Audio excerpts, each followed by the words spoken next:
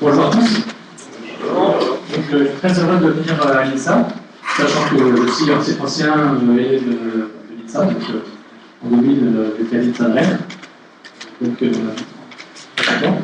et je suis ici pour partager avec vous les coulisses du développement des jeux vidéo, et en particulier des jeux vidéo multijoueurs en réseau. Alors, je vais vous parler un peu de mon parcours depuis l'INSA jusqu'à maintenant à Ubisoft. Ensuite, on va entrer dans le vif du sujet avec la problématique du jeu multijoueur qui est la multiplication des objets 3D en réseau. On parlera de latence et de débit sur Internet notamment. Et puis, on va évoquer des techniques pour développer des jeux multijoueurs, par exemple le jailbreaking, qui est plus connu, et d'autres techniques qui permettent d'avoir un jeu fluide, même en réseau. Alors, à propos de moi, donc, comme je vous disais, j'étais à l'INSA de Rennes, et déjà, au cours de mon cursus à l'INSA, j'ai fait un projet de recherche à l'IRISA qui se rapprochait un peu du jeu vidéo, qui consistait à contrôler un avatar à l'aide d'un joystick sur les stations de réalité virtuelle, donc avec un écran immense, des lunettes 3D, mais le joystick était forcément sur un PC, ce n'était pas sur une station Unix, et donc il fallait faire communiquer les deux en réseau. Donc, déjà, à part que j'étais prédestiné à faire ça. Donc, c'était à l'INSA, et j'ai donc fait ensuite mon fin d'études dans une start-up de jeux vidéo en ligne à Paris, qui s'appelle Mebrax, dans laquelle on a développé un nouveau RPG qui s'appelle Saga of Rhythm, qui est sorti en 2004. Dans ce projet, j'ai fait un peu de tout, parce que c'était une petite structure, enfin relativement petite. Donc j'ai d'abord fait la programmation réseau, multijoueur, tout ce dont on va parler aujourd'hui, programmation serveur, et aussi un peu programmation gameplay, c'est-à-dire les règles du jeu, et même un peu de game design à un moment. Donc j'ai eu l'opportunité aussi de voir différents aspects comme la création de règles de jeu. Et plus tard, du paiement, donc vraiment c'était assez large. Ensuite, il y a 5 ans, j'ai rejoint Ubisoft Montpellier. Là-bas, j'ai commencé à travailler sur une application PC qui n'est pas tout à fait un jeu vidéo. C'était l'application compagnon de Windows Messenger, qui servait à faire du vidéo chat, et dans laquelle on pouvait se déguiser en 3D et acheter des déguisements. Et donc, en vidéo chat, agrémenter ces discussions avec des attributs, des déguisements. C'est sorti en partenariat avec Microsoft. Ensuite, j'ai commencé à faire du développement pour console, avec la série des Just Dance, notamment le 2 avec Paris, et plus récemment le 4, où je suis parti 6 mois à Newcastle, en Angleterre. Donc, à Montpellier, on a aussi développé Michael Jackson, aussi un jeu de danse, et la série des Rayman Origins et Rayman Legends qui sortira bientôt. Et d'autres collaborations avec des jeux de Montpellier comme Zombie U, etc. Il faut savoir qu'en France, et partout en Ubisoft, même si on est sur un site particulier, on peut être amené à travailler sur d'autres projets, d'autres sites, puisqu'il y a beaucoup de collaboration entre les projets. Donc j'étais à Montpellier, mais j'ai travaillé pour Newcastle, Paris et d'autres. En bas, vous avez une image du studio, en tout cas une partie du studio Montpellier. Je vous mets dessus. Donc c'est pas forcément un bureau tel qu'on a l'habitude de voir, c'est ce qu'on appelle la villa. À Montpellier, on a deux sites différents, un qui est en périphérie des bureaux plus classiques, et très très grand et agréable. Et ça, c'est plus centre-ville, une vieille maison dans laquelle se trouve l'équipe, notamment de Rayman. Petit surnom déjà Ubisoft, donc c'est le 3e éditeur mondial de jeux vidéo, qui existe depuis plus de 25 ans, et qui a sorti des licences phares très connues comme Assassin's Creed, Lapin Crétin, récemment sur Cry aussi. Donc, dans plus que Ubisoft. Et c'est une boîte qui a, au début, été principalement distributeur et qui a petit à petit acquis des studios et aussi créé des studios internes et qui est maintenant monté à plus de 7500 salariés répartis dans le monde entier. Donc, la plupart des gens, la trentaine des gens d'Ubisoft font de la production de jeux et de développement. Et le reste, bien sûr, c'est la distribution, le marketing, etc. Donc il y a des pays, il y a 6 studios. En Europe, vous avez la carte en haut. c'est aussi une bonne opportunité pour de voyager. Alors, en France, on a plusieurs studios. Le premier, l'ordre de l'histoire, c'est Paris, qui s'occupe de la série des Just Dance, Ghost Recon, La Crétin, et qui maintenant travaille aussi sur d'autres jeux comme Watch Dogs avec Mondial. À Montpellier, c'est là qu'on a dernièrement sorti Zombie que ce soit Nintendo Wii U, Fandust, un jeu téléchargeable sur console et PC, et même avec un partenariat avec Google, sur le navigateur Google Chrome.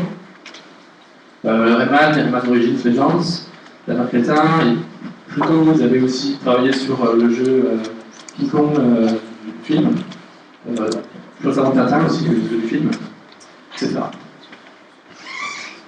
Alors, en France, il y a aussi Annecy, qui est un studio qui se focalise sur les multijoueurs, en fait, les parties multijoueurs des jeux comme Assassin's Creed.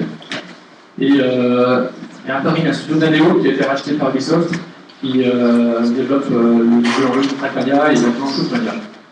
Il y a encore d'autres studios moins connus qui font des choses particulières. Et alors, je vous disais, tous les studios collaborent, donc même si je suis actuellement Montpellier, je travaille en ce moment sur un jeu qui est fait à Paris. Alors, un petit aparté rapide sur le développement des jeux vidéo. Ce qui nous intéresse ici, c'est surtout le métier d'ingénieur logiciel et programmeur gameplay.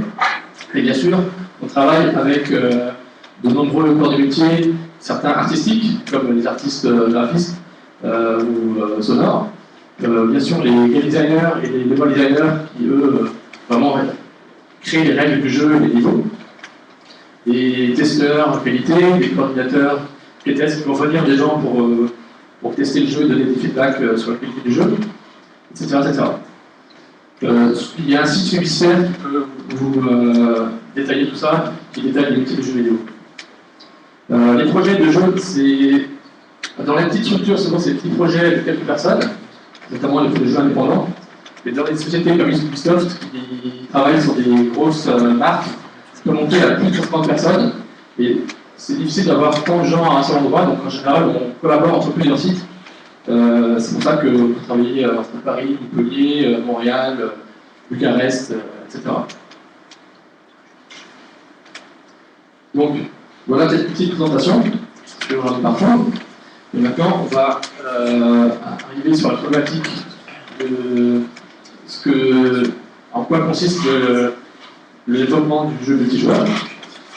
Alors avant, je vais vous poser une petite devinette. Prenons 1000 km, deux joueurs distance 1000 km, par exemple entre Lyon et Berlin. J'ai calculé, c'est comme ça. Selon vous, combien de temps il faut pour propager une donnée de l'un à l'autre dans un câble, on peut dire un câble qui serait tiré du joueur A au joueur B? Combien de temps mettrait la donnée à se propager? Est-ce que quelqu'un a une idée? 2 millisecondes? La dizaine de millisecondes. Dizaine de millisecondes? C'est plus proche de millisecondes. C'est pas loin. Alors, réponse. En fait, les données vont se propager au maximum à la vitesse de la lumière, bien sûr. Je pense que 1000 km/s. En pratique, c'est un peu moins, c'est même 2/3 de ça en moyenne, parce qu'il y a des déperditions, bien sûr, dans le cas de fibre, il y a les câbles de cuivre, on ne peut pas atteindre la vitesse de la lumière. Et donc, si on passe sur 200 000 km/s, on arrive pour 1000 km à 5 millisecondes. Environ, c'est vraiment un crochet. C'est ce qui veut dire aussi que si on a deux joueurs qui sont l'un en Amérique et l'autre en Europe, donc 6000 km, là c'est 30 millisecondes, ça commence à être important, sachant que si on prend un jeu à 60 images secondes, chaque image s'affiche pendant environ 16 millisecondes. Donc là, le temps de propagation entre l'Amérique et l'Europe est supérieur à ça. Deux fois ça. Donc, on va revenir sur cette notion de latence. Mais on va d'abord présenter ce que c'est un jeu online, un jeu multijoueur. Après, en parlant de latence, on va un peu comprendre pourquoi la latence existe sur Internet, en parlant des protocoles IP, TCP et UDP. Et on va trouver les bonnes façons de mesurer la performance du réseau et pour créer un jeu, pour choisir, décider combien on fait passer de données dans nos communications entre les joueurs. Alors, un jeu online, ou un jeu en ligne, en général, c'est un jeu qui se connecte au réseau, et qui se connecte souvent à un serveur qui peut être hébergé quelque part, soit il peut être localisé, on sait où on l'a mis. Parfois on est dans le cloud, c'est-à-dire on ne sait pas trop où il se trouve quelque part. Et ce serveur il sert à partager l'information, même une base de données, entre tous les clients, c'est-à-dire les exemplaires du jeu avec lequel les joueurs jouent. Donc ça sert par exemple à faire un tableau de score, ce qu'on appelle les devoirs d'ici. Là oui, pardon pour le texte qui est en anglais, et j'ai préféré garder ce qui est déjà existant, et puis les termes techniques sont en général anglais. Donc les devoirs tableau de score, ça sert aussi à envoyer des notifications supplémentaires au jeu, ce qu'on appelle DLC, patch, et aussi à faire communiquer le jeu avec les réseaux sociaux, le web. Donc le jeu online, en général, c'est ce schéma-là, des jeux connectés à un serveur. Mais dans les jeux online multijoueurs, on peut aussi avoir des jeux qui communiquent directement entre eux, ce qu'on appelle peer-to-peer. Les jeux multijoueurs, c'est des jeux qui peuvent être compétitifs ou coopératifs. Donc un jeu compétitif, typiquement les jeux de tir, bon, ça se peut dessus. Donc, s'il y a un serveur dédié, la communication passe par le serveur, et sinon, elle passe directement entre les joueurs et les jeux, parfois les deux. Dans le cas des MMO, donc les jeux massivement multijoueurs, il y a un mode persistant qui existe, tous les joueurs peuvent se connecter. Donc il y a forcément des serveurs qui servent à stocker les data du monde. Le jeu vit sur le serveur. Maintenant, on va essayer de vous expliquer pourquoi, dans le cas d'un jeu multijoueur, la latence affecte le jeu. Donc vous avez deux personnes qui jouent à un jeu. À gauche, le joueur A, droite, le joueur B. Et dans cet exemple, le joueur A déplace son personnage, puis le réseau met à jour l'information sur la deuxième machine, donc il se déplace aussi sur la machine du joueur B. Tout va bien, content, il n'y a pas de problème. Maintenant, reprenons le même schéma, sauf que cette fois-ci, les deux joueurs déplacent en même temps leur personnage. Et ensuite, le réseau fait utiliser l'information et on met à jour la position sur chaque machine, mais du coup, il y a un conflit. Alors, on ne sait pas si il faut déplacer les personnages. En fait, il y a une collision qu'on n'a pas pu prévoir au moment où ça se déplaçait. Donc ça, c'est une problématique principale du multijoueur, c'est de gérer les conflits qui sont créés par la latence. Alors, là, ça devient technique. Donc, pourquoi il y a la latence sur Internet? Internet, en fait, le nom veut dire interconnexion de réseau, interconnection de networks. Et donc, quand on communique entre plusieurs machines, on ne passe pas par un tuyau idéal comme tout à l'heure, c'est qu'en fait, on passe par un grand nombre de nœuds de réseau. C'est comme quand on se déplace en voiture, on ne passe pas par une seule route, on a des carrefours et on se déplace tout ça. Donc, non seulement il y a le temps de propagation qui est en France, mais à chaque nœud, il y a des esprits d'attente, comme un peu les carrefours avec des feux rouges, parce qu'il faut faire transiter un par un les messages. Donc ça crée de la latence. À chaque fois qu'un message attend dans un routeur c'est le nœud du réseau, il y a de l'attente. Le protocole qui permet de faire ce choix de route, parce que la route en plus n'est pas forcément la même tout le temps, si un nœud est engorgé, il va décider de passer par une autre route, c'est plutôt compliqué. Comme la route change, ça a comme conséquence que la latence n'est pas constante, elle va changer aussi en cours de route. Donc, le protocole équipé, Ethernet Protocol, on dit qu'il est best effort, ça veut dire qu'il fait ce qu'il peut, mais il n'y a pas de garantie sur la latence d'arrivée, ni même sur le fait que le message arrive du tout. Il peut très bien arriver si, en fait, imaginez un routeur est plein, le message il arrive, il ne peut pas rentrer dans le routeur, ben, le message il se perd. Donc, IP, c'est pas le seul protocole, parce que, je vous disais, il y a des caractéristiques qui font que les messages n'arrivent pas forcément. Donc on va utiliser plusieurs protocoles compilés. On va avoir un message IP qui sera lui-même qui incorporera un message d'un protocole de plus haut niveau, un peu à la manière du couple russe. En dessous d'IP, on a le protocole qui correspond à la transmission physique. Si c'est du réseau local, c'est Ethernet protocole. Maintenant, si c'est pas sur Wi-Fi, c'est protocole 802.11. Et en 3G, en mobile, c'est encore un autre protocole. À chaque fois qu'on a un message envoyé sur le protocole, il y a une partie utile, celle dans ces messages, on lui met des données utiles dans une partie, et le reste du message, c'est une l'entête, qui sert à connaître les caractéristiques du message, notamment la taille. Donc il y a une place qui est prise, qui n'entre pas en compte après dans notre donnée utile. Là, c'est un peu un descriptif des couches du protocole IP, enfin de la pile IP, avec le niveau physique, le niveau réseau Ethernet par exemple. Ensuite, le message IP. Au-dessus, on a d'autres protocoles comme TCP, UDP, etc. Et vous voyez surtout que la taille utile, c'est la partie en gris, elle est toute petite en fait par rapport à ce qui circule vraiment sur le réseau au final. Donc, comme on a des caractéristiques d'IP qui font que les paquets, les messages en fait, peuvent se perdre, on va avoir des protocoles au-dessus pour pouvoir arranger ça. Alors, le protocole, le premier, c'est UDP, c'est très proche d'IP, il a des caractéristiques similaires, donc il n'est pas fiable, c'est-à-dire les messages peuvent se perdre. Par ordonnée, donc les messages peuvent arriver dans le désordre, mais il a un avantage par rapport à IP, c'est qu'il a une vérification du contenu du message, de l'intégrité. Donc si un message on reçoit et modifié, on va le mettre de côté, on ne le garde pas. Déjà, c'est mieux que de recevoir un message qui est transformé. UDP aussi permet de envoyer des broadcasts, c'est-à-dire des messages à tout le monde sur un réseau local. Et pour le jeu, ça peut être intéressant. TCP, c'est ce que vous utilisez toujours, tous les jours quand vous faites du web. Le web, en fait, c'est le protocole HTTP qui est par-dessus TCP.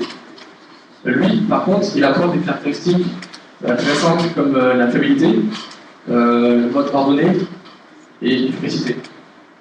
On dit qu'il est connecté et en mode client-serveur. Je vais un peu détailler ça quand même. Donc, TCP, c'est fiable parce qu'il vérifie l'intégrité du message, mais quand un message aussi est perdu, il va demander de renvoyer le message à nouveau. Si les messages arrivent dans le désordre, il va attendre que les nombreux messages arrivent, et les ordonner pour les délivrer aux demandeurs. Il est efficace au sens où il permet de recouper les données pour que la taille des entêtes soit minimisée. Et aussi, très important, il permet de contrôler le flux en ralentissant l'envoi de données si jamais les routeurs, etc. ne peuvent pas recevoir assez vite. C'est l'exemple d'une autoroute où avec des panneaux variables qui donnent la vitesse pour éviter les bouchons. Et donc on dit qu'il est connecté parce qu'il devait y avoir une connexion qui se fait au début, qui prend un petit protocole qu'on appelle handshake. Donc ça met du temps à se créer, mais une fois que c'est fait, à chaque bout de la connexion, de l'émetteur A jusqu'au récepteur B, on sait où on est, on sait ce qu'il faut envoyer si on a tout perdu. Alors dans les jeux, les petits joueurs, on va en général préférer UDP. Et voici pourquoi. La latence, elle est plus faible en UDP, parce que justement, on n'a pas ces garanties de TCP. La connexion, elle met du temps à se faire en TCP. Les paquets doivent être réordonnés, on attend que les bons paquets soient arrivés. Ou même, s'il y a un paquet perdu, on va demander de le renvoyer. Ça va prendre du temps, ça va stopper la communication. Ça, c'est des choses qu'on n'a pas envie dans les jeux. Si on ne fait plus rien pour ce temps-là, c'est ce qu'on en fait pas. Et aussi, comme on n'a pas de connexion, on peut gérer un plus grand nombre de joueurs de machines connectées. C'est très intéressant. Mais il y a quand même, bien sûr, des inconvénients. C'est que toutes ces caractéristiques, il faut les gérer nous-mêmes si c'est nécessaire. Par exemple, le fait de recevoir dans des ordres des messages, parfois c'est pas grave pour le jeu, parfois c'est embêtant. Donc, par exemple, les propriétés d'un personnage qu'on veut faire passer comme une position, c'est pas très grave si deux personnages reçoivent des positions dans des ordres, bien si on a des propriétés visuelles pas importantes, c'est pas très grave. On peut faire l'interpolation, on peut faire plein de choses. Par contre, pour les événements qui sont importants pour le gameplay, on devra sans doute faire du code en plus pour gérer le fait que l'arrivée n'était pas fiable. Par exemple, gérer le web à un pression. Donc, en parlant donc, des performances de réseau, on a quelques métriques, quelques manières d'évaluer ces performances. Donc, tout d'abord, le débit. Donc, il y a le bande passante et le débit. Bande passante, c'est un peu comme une rivière, c'est la quantité de volume de passage maximum. Et le débit, c'est ce qui passe à un moment donné, ce qui est déversé. Donc, en réseau, on le mesure en kilobits par seconde. Ensuite, on a la latence. Donc, tout à l'heure, on a vu que la latence, c'est pas seulement le temps de propagation, c'est aussi le temps de traitement et d'attente dans les files d'attente. Il y a aussi un temps qui est de l'envoi et de la réception. Mais imaginez si vous avez un jeu qui traite tout séquentiellement, s'il est en train d'afficher une image, il ne pourra pas en même temps être en train de recevoir, donc il y aura une latence en plus. Mais ce qu'on va faire en général dans les jeux, c'est qu'on fait ça en parallèle. Le temps de propagation, on a vu. Et ce qu'on appelle le ping, c'est le temps d'aller-retour entre un message qu'on envoie et qu'on reçoit. Le RTT pour Round Trip Time. C'est une mesure très utile. Et il y a aussi une caractéristique, c'est le jitter, la fluctuation, la variation de la latence au cours du temps, qui est vraiment importante. Et pour finir, le taux de paire de paquets, qui indique effectivement en pourcentage combien de paquets on perd, combien de messages on perd sur le réseau. Donc ces performances, nous on les a pour un jeu dans le contexte de la maison, parce que les joueurs en général ils jouent de chez eux. Enfin, c'est pas tout le temps. Donc à la maison, ce qui est populaire c'est la DSL. Il faut savoir que A ça veut dire asymétrique.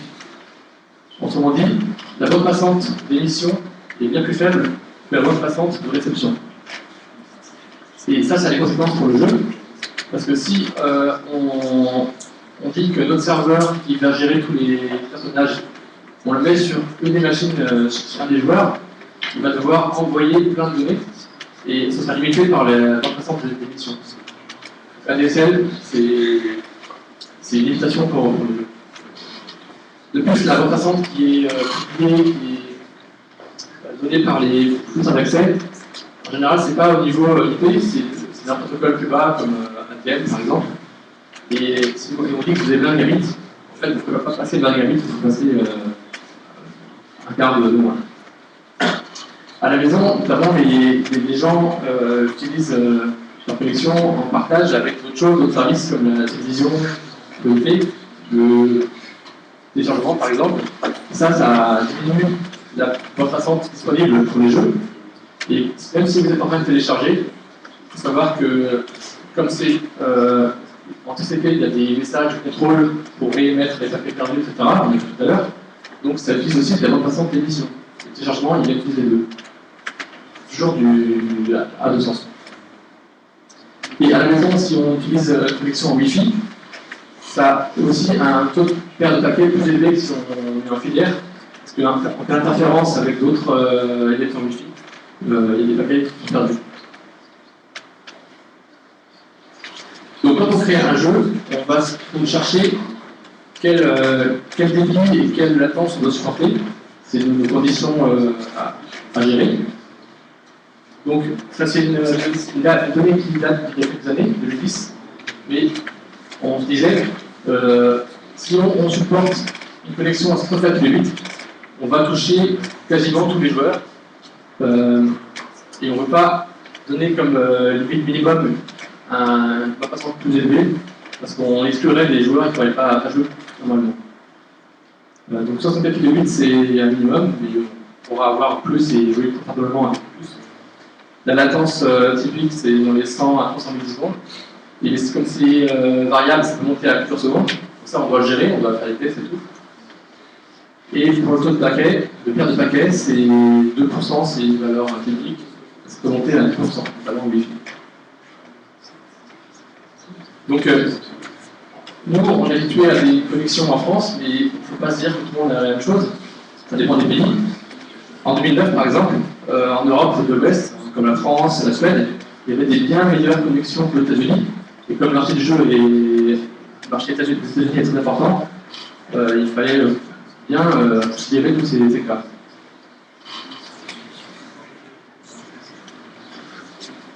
Donc, je vous donne un peu d'un créateur de jeux multijoueurs qui veut se demander combien de données il fait passer dans un message. Donc là, c'est un petit tableau qu'on fait typiquement pour calcul. On se dit, pour le passant 64 bits, on doit supporter. On a un jeu à 60 images secondes et un jeu, on va dire, à 4 joueurs. Connaissant la taille que prennent les en-têtes, donc ça diminue un peu la donnée utile. Et finalement, on va se demander combien de vecteurs de position, orientation ou autre on va passer. Les vecteurs, c'est en fait des données flottantes avec 3 coordonnées, X, Y, Z. Exemple, la position, l'orientation du corps, il peut y avoir l'orientation d'une arme si c'est un jeu de tir, l'orientation de la tête, etc. Les autres propriétés. Donc en faisant le calcul, on voit qu'à 60 images secondes, si on envoie à chaque image donnée de 4 joueurs, on est limité à 7 vecteurs par image et par joueur. Et cette place, en plus, elle est diminuée s'il y a d'autres services dans le jeu, s'il y a du chat local, s'il y a des événements qui se passent, il faut tenir compte de tout ça. Donc, dans les faits, on va rarement envoyer des positions comme ça à 60 images secondes de compressées. On va trouver des astuces, on va les envoyer moins souvent, on va trouver des compressions qui sont dépendantes du contexte. Par exemple, si on sait que la surface du jeu est petite, on n'a pas besoin de mettre des vecteurs avec des bulles flottantes, ça peut être quelques bits qui se limitent à la taille de l'espace de jeu, des astuces. Et l'autre chose qu'il faut considérer, si on a un serveur dédié, c'est pas seulement la limite comme ça, mais il y a aussi le coût. Si on a un serveur, il faut qu'on puisse absorber le coût de la bande passante.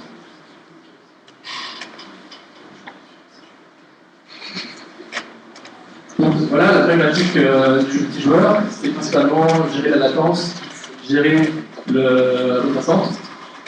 Et maintenant, on va voir quelques techniques pour le faire efficacement.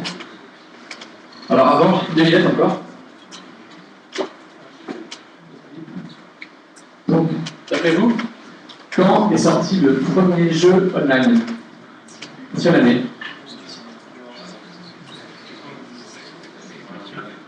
95, 112? Non, c'est avant. C'est bien avant. Une photo, un capture d'écran. C'est un peu tout moche. Le jeu s'appelait Empire. Et l'OS c'était Plateau. C'était en fait dans l'université de Viennois en 1973, bien avant Internet, et un an après Pong. Donc déjà à l'époque, il y avait un jeu multijoueur qui marchait que dans l'université, bien sûr. Et on voit que c'était très ancien. Et le matériel s'appelait ILAC 1, c'était un ordinateur créé par l'université. Donc, ceci dit, on va parler un peu des premiers jeux multijoueurs, mais plus récemment, effectivement, à 90. Ensuite, les techniques de dribling, la compensation de latence, distinction entre client-serveur et peer-to-peer, la simulation synchronisée et les protocoles lockstep. Et un petit aparté sur la triche, qui est importante pour fait des jeux multijoueurs. Le premier jeu moderne, on va dire, multijoueur, 93, il y a eu Doom. Donc, c'est pas encore Internet, donc vous pouvez jouer en réseau local à 4 joueurs par modem. Vous voyez, je ne connaissez peut-être pas parce que c'est assez ancien, mais donc c'est par téléphone, à 2 joueurs. C'était un jeu avec plusieurs serveurs, mais le serveur était sur une des machines, un des PC. C'était pas un serveur dédié. Et d'ailleurs, le joueur qui faisait tourner le serveur était avantagé. Parce que, comment ça marchait? Les inputs, c'est-à-dire les contrôles du joueur, les événements que fait le joueur, étaient envoyés au serveur et ensuite réunis à tous les clients. Donc celui qui est en local, c'est rapide, celui qui est à distance, c'est mieux que lent. Donc comme il n'y avait aucune anticipation, c'était vraiment brut de messages comme ça, il y avait du lag, c'est-à-dire il y avait beaucoup de latence, c'était pas facile à jouer. Et en plus, vous ne pouvez pas rejoindre le parti en cours, parce que, comme se disait d'autres qui sont envoyés, on n'a pas l'historique. On ne peut pas dire à un moment donné, je rejoins, je connais la position des objets, des entités IA. J'ai juste des échos qui arrivent et je n'ai pas l'historique. Mais en 1996, il y a eu une wave, déjà qui supportait plus de joueurs, 16 joueurs, qui avait même le problème d'avantage sur le joueur qui avait le serveur, qu'on appelle l'autre. Et au lieu d'envoyer des inputs, il envoyait des positions, orientations et données d'animation 20 fois par seconde. Cette fois-ci, vous pouvez rejoindre la partie un peu de route, puisque on faisait les positions actuelles. Mais il y avait toujours ce lag, cette latence perceptible. Donc, maintenant, on va chercher à éviter cette latence. En tout cas, à éviter que le jeu soit par raccourci. Donc, notre problème, c'est qu'on a un objet maître, une entité maître, une entité réplique. On veut envoyer la position de l'un sur l'autre, une machine sur l'autre. Et on ne veut pas envoyer tout le temps à fréquence élevée comme n'importe souvent. On peut envoyer moins souvent. Ça prenne moins de données au réseau et que ça pénalise le passant. Donc là, en fait, on fait appel à ce que faisaient déjà les navigateurs à l'époque de Christophe Colomb, puisque eux, quand ils se déplaçaient, ils n'avaient pas besoin de repères visuels pour savoir où ils se trouvaient. Forcément, ils traversaient l'Atlantique, il n'y avait pas de repères visuels. Il leur suffisait juste de connaître leur heure de départ et leur vitesse. Et juste pour importer pour connaître leur vitesse, ils lançaient un objet à l'avant du bateau, ils chronométraient avec un sablier le temps que ça mettait à arriver à l'arrière. Donc, ils avaient leur vitesse, ils avaient leur heure de départ, et donc sur une carte, ils reportaient leur position. En gros, sur la carte, ils simulaient leur avancée. Voilà. Donc, en fait, c'est pas pareil. On va dire que sur le récepteur, qu'on appelle ici le client, on prédit l'avancée des objets sans recevoir de message. Ce qu'on appelle data coding. Get, ça vient de deduced, c'est pas mort en fait. L'orthographe est un peu bizarre. Et ce calcul, il est déjà fait en fait dans d'autres choses. Par exemple, le GPS de voiture d'un tunnel ne recevait pas le signal du satellite, mais il fait quand même avancer la position sur la carte. Parce qu'il sait que vous étiez à une vitesse donnée, et avec le temps, il permet de la mettre à jour.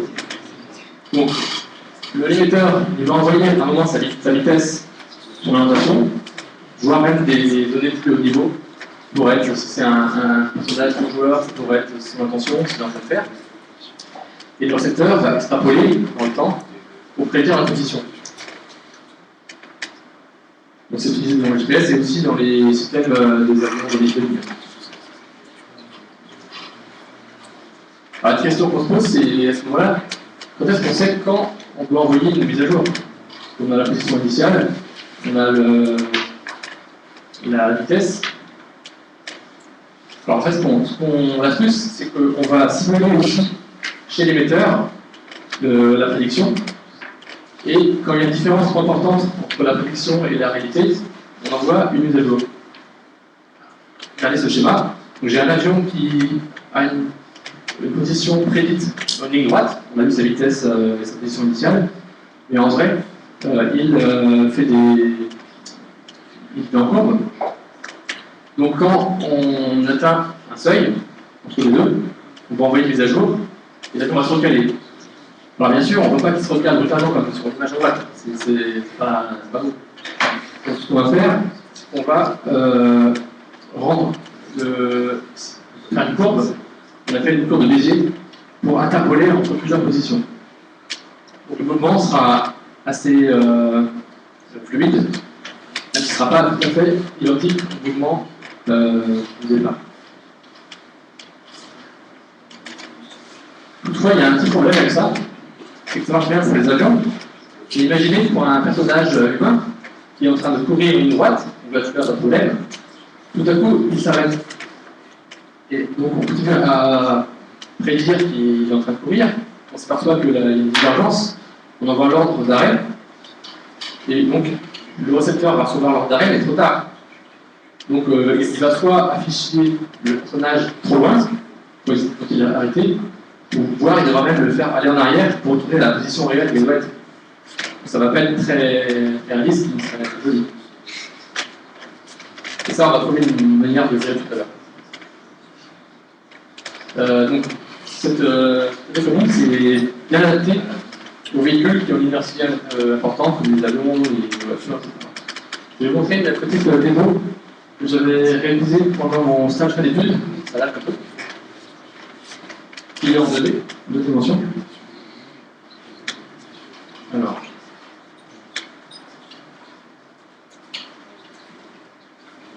C'est des zones de pense.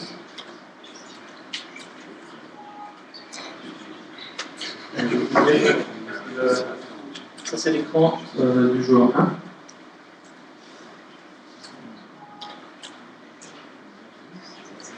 Maintenant, je prends le joueur 2.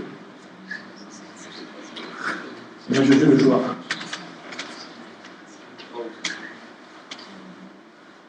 1. Alors, je vais poser le micro maintenant, mais vous verrez que je vais à gauche contrôler un petit véhicule, et à droite, on va voir la même chose.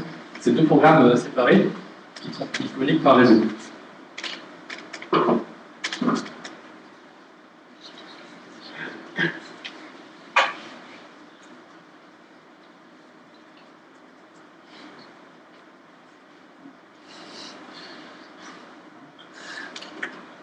Donc on a vu live de découvrir. Je vais mettre un petit mode pour expliquer, pour voir la différence entre le mode interpolé et non interpolé.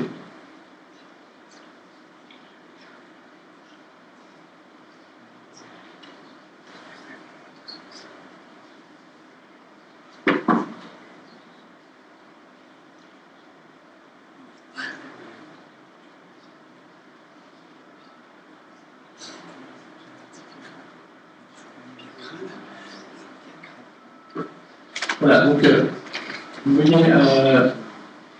quand on était sans la différence, ça avait l'air d'être assez proche, c'était fluide, mais en fait, ce qu'il envoie, c'est tous les traits en bleu, c'est toutes les corrections, et le trait en noir ici, il est fait par interpolation de Bézier. Et donc, on voit bien les sauts, c'est quand les positions sont envoyées. Donc ça, c'est une démo 2D qui a été déjà faite en mon stage pour investiguer ce thème de diagrammie. Donc, on va voir maintenant comment faire pour gérer le cas d'un personnage qui s'arrêterait pour ne pas qu'il retourne en arrière. Donc en fait, puisque quand on s'arrête, la commande va partir plus tard, trop tard, ce qu'on va faire, c'est qu'à l'arrivée, sur le secteur, on va obtenir un temps de compensation de latence, on va retarder l'affichage. Et on va afficher une position un peu en retard. Imaginez qu'on a reçu trois positions A, B, C, en trois étapes. En fait, même si on a reçu C, on va être encore en train d'afficher une position interpolée entre A et B. Comme ça, au moment où on reçoit un éventuel D, on pourra tranquillement continuer à courir après B, sans s'arrêter, et aller jusqu'à D. Si jamais à C, on sait qu'il s'est arrêté, à ce moment-là, on le fait tranquillement ralentir et s'arrêter à C. Il n'y a pas visuellement de problème de retour en arrière, on ne dépasse pas la position. Cette technique, elle a été implémentée dans le jeu Counter-Strike, sorti en 1990 aussi, vous l'avez. C'était eux qui ont sorti des papiers là-dessus pour expliquer cette technique. Donc lorsqu'on fait ça, on va choisir un temps de compensation de latence. Pas que ça soit trop élevé. Si c'est trop élevé, il y aurait trop de latence, ça paraîtrait pas naturel quand on joue, de voir que le personnage commence à se déplacer tard. Et si c'est trop petit, à ce moment-là, au dernier exemple, quand on arrive à B, si on n'a pas reçu D, on ne sait pas si on va s'arrêter ou continuer. À ce moment-là, on va risquer de s'arrêter, ou alors il faut combiner une deuxième. Alors, Il y a une astuce aussi, c'est de dire que ce temps de progression de latence, s'il est constant, c'est un peu embêtant, parce que quand on est en train d'interagir avec l'objet, il y aura toujours de la latence. Donc ce qu'on va faire, on va dire qu'on le fait évoluer en fonction des objets, notamment en fonction de la distance de l'objet. C'est un peu comme dans le ciel, les étoiles que vous regardez, le temps que la lumière met à arriver, et proportionnel à la distance par rapport à vous. C'est la même concept. Donc on va introduire une dimension en plus, par rapport à, en plus de la position, il y aura aussi le temps. Et vous travaillez le temps effectif d'affichage. Alors, pour que ce soit plus parlant, j'ai un exemple. Donc, c'est en fait le jeu Pong, un jeu très simple avec 2 raquettes et une balle. Donc, imaginez qu'en bas, on est le joueur local, qui a une raquette, et en haut, c'est le joueur distant, en bleu. Donc, en bas, quand je déplace ma raquette, c'est immédiat, je ne veux pas qu'il y ait de latence, parce que si notre contrôle à nous a de latence, c'est pas jouable. Par contre, en haut, on veut qu'il se soit fidèle et qu'il n'y ait pas d'à-coup de retour en arrière. Donc, la raquette en haut aura un temps de latence fixé, et en bas, ce sera 0. Donc, quand la balle tapera sur notre raquette à nous, elle doit être dans notre référentiel de temps, donc avec un temps de latence qu'on pense qu'à 0. Et quand elle tapera la raquette du haut, elle sera dans le référentiel de distant. Donc là, ce sera un temps non nul. Du coup, visuellement, la balle, elle va ralentir un peu quand elle va aller vers le haut, elle va accélérer vers le bas. Et ça va pas être très visible. Et du coup, elle va toujours taper au bon endroit avec la raquette, il n'y aura pas d'incohérence. Et voilà, parce que c'est ce concept qu'on appelle aussi local perception filter. Alors, je vais vous montrer une démo du jeu sur lequel je travaillais avant d'être à Ubisoft, Horizon, parce qu'on avait utilisé cette technique pour avoir de nombreux objets à l'écran.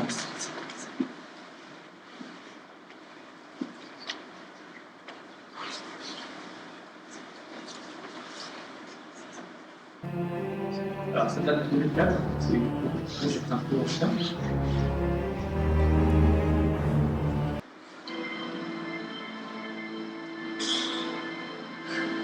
Donc là, le jeu, c'est un RPG qui affiche plus de 50 objets à l'écran, qui sont tous gérés par le serveur.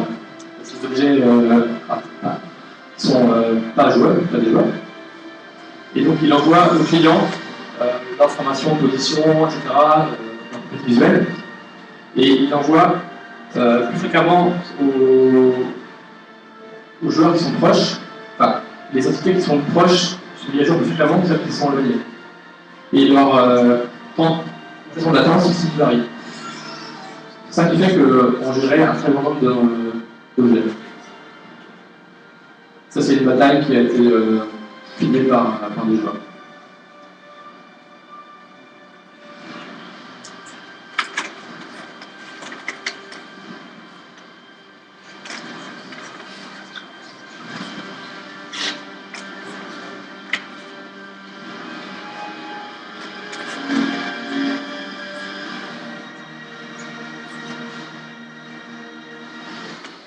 La vidéo n'est pas très fluide, mais c'est dû à la capture. Si, c'est pas le jeu comme ça.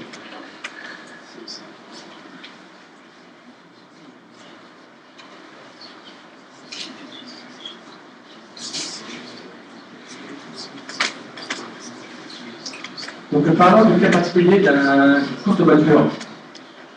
Dans une course de voiture, le départ doit être organisé, parce que sinon les joueurs seraient envisagés d'autonom. Et à l'arrivée, les positions doivent être cohérentes. Sinon, il y aurait pareil, il n'y aurait pas de quitter. Et c'est encore mieux si à ce moment, les joueurs voient la position où ils sont vraiment. Alors, je dis ça parce que dans le cas de la latence qu'on ajoute artificiellement, quand on court côte à côte, quand on roule côte à côte, l'autre qui est à distance, on le voit en retard, donc on le voit derrière nous. Et chaque joueur voit son concurrent derrière lui. C'est un problème. Donc, c'est des choses qu'on doit gérer, par exemple, en faisant plus de téléphoning que de secondes de latence. Quand on est proche. Alors, pour gérer le départ aussi, c'est pas forcément très facile. Il y a bien un protocole connu sur Internet qui s'appelle Network Type Protocol, NTP, qui permet de connecter des horloges, mais il est assez long à converger et il a besoin de se connecter à beaucoup de serveurs, en fait, toute une cascade de serveurs. C'est pas très pratique pour un jeu, surtout pour un jeu console où on n'a pas vraiment le droit de se connecter à plein de serveurs inconnus. Donc, dans un jeu, en général, on utilise un algorithme tout simple qui s'appelle Python algorithme, qui, en fait, on mesure le temps d'aller-retour, le ping, et l'autre serveur, en fait, il va nous envoyer son heure, et on va dire que l'heure est à moitié. On va la moduler avec le temps de ping. Donc, ça permet de synchroniser de façon assez pas très fiable, mais suffisamment pour faire des jeux. Alors maintenant, parlons de peer-to-peer. Alors d'abord, du serveur dédié. Et après, il y a trois cas. Le serveur, il peut être sur une machine, un serveur hébergé par le SPAN, soit il peut être sur le jeu, hébergé sans savoir peut-être, ou bien volontairement par le joueur. Et au final, troisième possibilité, peer-to-peer complet. Donc le serveur dédié, c'est intéressant, parce qu'il y a du code qui tourne au serveur, ne peut pas être modifié, hacké par le joueur. C'est important parce que les jeux multijoueurs facilitent la triche, permettent la triche, et si le serveur a la logique, c'est beaucoup plus dur de tricher. Autre avantage, tout à l'heure je vous disais que le serveur il doit émettre, parce qu'il veut gérer les objets d'identité, il a besoin de beaucoup d'émissions. Le serveur, il a justement beaucoup de d'émissions, plus que chez quelqu'un. Mais bien sûr, ça a un coût en argent et en maintenance. Donc souvent, les jeux multijoueurs, sur console, ils mettent le serveur dans le jeu directement. Donc là, c'est embêtant parce qu'on doit faire confiance au serveur. C'est pour ça que certains jeux permettent de dire je fais confiance à tel serveur, notamment sur Xbox, on peut évaluer la confiance qu'on a d'un serveur qui est hébergé par un joueur. Parce qu'il pourrait très bien être une version modifiée qui triche et qui favorise ce joueur-là ou d'autres joueurs particuliers. La bande passante d'émission, en général, est non plus la limite. Et l'autre problème, c'est que, comme on a le serveur dans le jeu, il prend la mémoire, on doit gérer l'univers du joueur qui est là, mais aussi l'univers du serveur, ça double mémoire utilisée. Alors, ce qu'on va faire en général, c'est partager, utiliser la vision des objets du joueur pour le serveur. Et là, l'inconvénient, c'est que ça favorise souvent le joueur qui héberge le serveur. Parce que lui, il a la vision officielle sur laquelle les calculs sont faits. Donc, ce qu'on fait, c'est qu'on va en général ajouter des choses pour diminuer cette favoritisme. Et enfin, donc, peer-to-peer, où là, on n'a pas tous les objets qui sont gérés par des machines, et c'est réparti entre plusieurs machines. Ça dépend, en fait, avec qui le joueur interagit. S'il interagit avec ce qui est plus proche aussi que certaines entités, certains objets non joueurs, c'est ça son client qui va les gérer. Et alors, bien sûr, il y a des cas où les joueurs vont interagir entre eux, ou bien avec des entités qui sont communes. Là, il y a un conflit. Donc, ce qu'il faut faire dans ce cas-là, c'est trouver des règles pour favoriser un des deux joueurs, une règle arbitraire.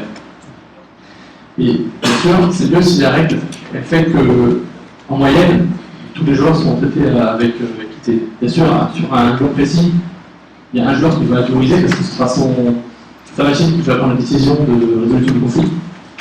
Mais en moyenne, si c'est bien réparti, il n'y a pas de problème. Une chose à considérer dans ce cas-là, de peer-to-peer, c'est que si un des joueurs part, à ce moment-là, tous les objets qu'il gérait disparaissent. Ça veut dire qu'une partie des jeux disparaissent, c'est un problème. Donc ce qu'on fait, c'est qu'on fait une migration qui va prendre un peu de temps, pour dire que maintenant on transfère le contrôle des objets sur les machines restantes. Si vous êtes joué à des jeux multijoueurs, parfois vous avez un message, tout s'arrête, vous voyez migration d'autres. Migration, c'est que justement c'est en train de se produire. Alors maintenant on passe à l'autre catégorie de jeu. Mais tout à l'heure je vous disais que dans Doom, on transmettait non pas les positions et les orientations, mais plutôt les inputs, donc les contrôles du joueur ou du pad, de la souris, du clavier. Donc c'est le cas aussi dans les jeux de stratégie en réel, qui sont déterministes. Alors les caractéristiques de ces jeux-là, c'est qu'il n'y a pas beaucoup de joueurs, mais il y a un grand nombre d'objets. Ce serait assez coûteux, volumineux, d'envoyer toutes les positions de tous les objets, alors qu'en fait, le jeu c'est juste quelques clics du joueur. Enfin, beaucoup de clics, c'est le joueur. Donc, il faut un jeu de la déterministe. Parce que forcément, s'il y a place à l'aléatoire, les machines vont diverger. Donc nous, on envoie les inputs à chaque machine, les machines simulent ce qui se passe de la même façon, déterministe, et reproduit la simulation. Inconvénient quand même, si un joueur est assez lent, la partie pour évoluer à chaque tour, elle sera dépendante de cette lenteur. Enfin, pas faire évoluer la partie indépendamment. D'autre part, tout à l'heure, je vous disais pour Doom, c'est pareil pour tous les jeux de stratégie en réel. C'est difficile de rejoindre une partie en cours, parce qu'il faut que le jeu rejoue tout l'historique et la simulation de tous les inputs. Et ça va prendre beaucoup de temps, ça va peut-être être impossible. Ou alors qu'on envoie tous les états des entités, c'est aussi volumineux. Donc c'est pour ça que c'est une chose à prendre en compte dans ce cas-là. Un autre problème de cette technique, c'est que déterminer, c'est en fait pas vraiment facile à faire. Notamment quand on a des données en flottantes sur PC. Il faut savoir que le PC c'est compatible, mais ce n'est pas les deux processeurs. Les processeurs Intel, les processeurs AMD, etc. Et ils ont des différences pratiques très minimes au début, mais qui s'accumulent et qui font que les valeurs divergent après plusieurs calculs. Donc la simulation, elle ne peut pas être pareille sur chaque machine, c'est pas possible de faire comme ça. Donc, si on fait un jeu PC, on doit gérer ça en utilisant des bibliothèques logicielles spécifiques pour gérer les calculs déterministes. Par contre, si on fait un jeu console, en général, on est plus ou moins garanti, ça dépend des consoles bien sûr, mais normalement, les processeurs sont identiques, et donc on n'a pas ce problème-là.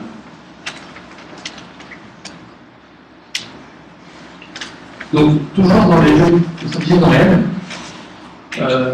je vous dis qu'on envoie les inputs, qu'on fait marcher la simulation. Qu'est-ce qui se passe si un des clients est piraté et il attend que l'autre ait envoyé ce message pour réagir et pour répliquer. C'est la triche. Donc en fait, les jeux ils vont avoir un envoi en deux temps. D'abord, ils vont envoyer une signature de déplacement, de commande.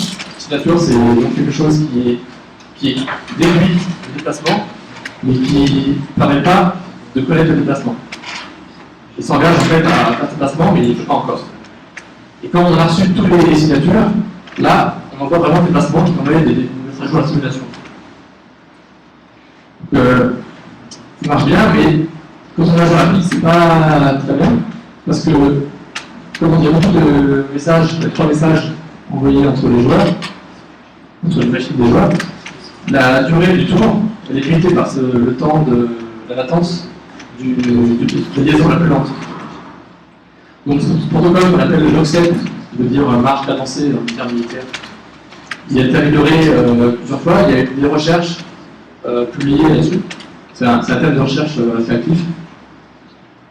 Donc il y a un mode synchrone, du coup on dit que ce lockset protocole, on le fait que quand des joueurs interagissent entre eux. S'ils n'interagissent pas, c'est pas vraiment la peine. Donc il y a plein d'influence et on fait cet algorithme que quand c'est nécessaire. Ensuite, il y a une version de l'algorithme avec un pipeline où on peut envoyer plusieurs déplacements, plusieurs commandes à l'avance. Après, c'est pas forcément safe par rapport à toutes les possibilités de triche.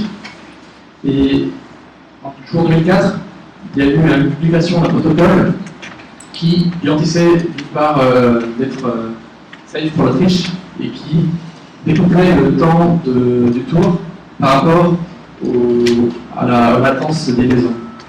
Donc, en quelques mots, plutôt que d'attendre de recevoir tous les messages, j'attendais la majorité des messages et il adaptait le temps du tour pour faire en sorte qu'en moyenne, on puisse recevoir la majorité des messages avant la durée du tour. Donc si vous êtes intéressé, sur Internet on trouve l'article complet qui explique comment implémenter.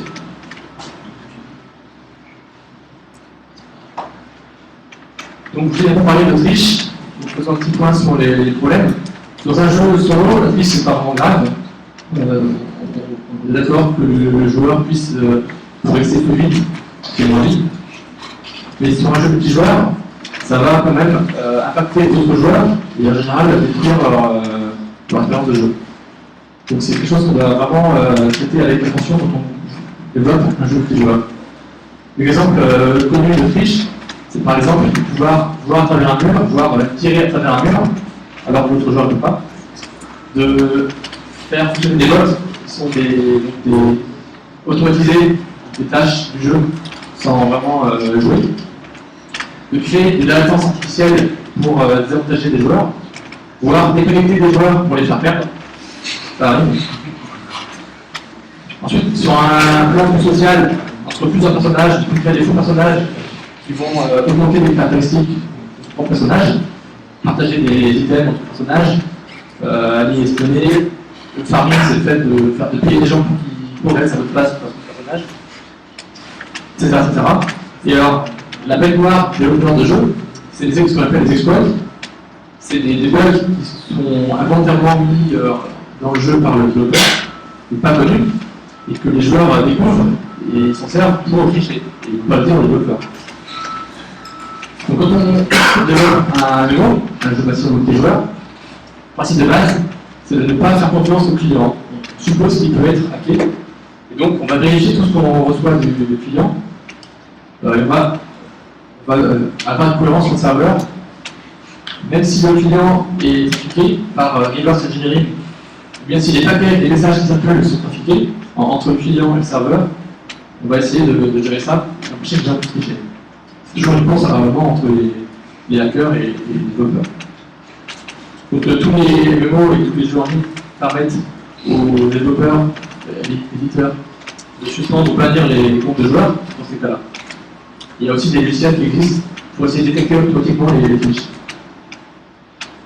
Ce qui peut être intéressant, c'est de développer un jeu qui n'est pas compétitif, mais plutôt coopératif. Parce que dans ce cas-là, la motivation de la triche est bien plus faible.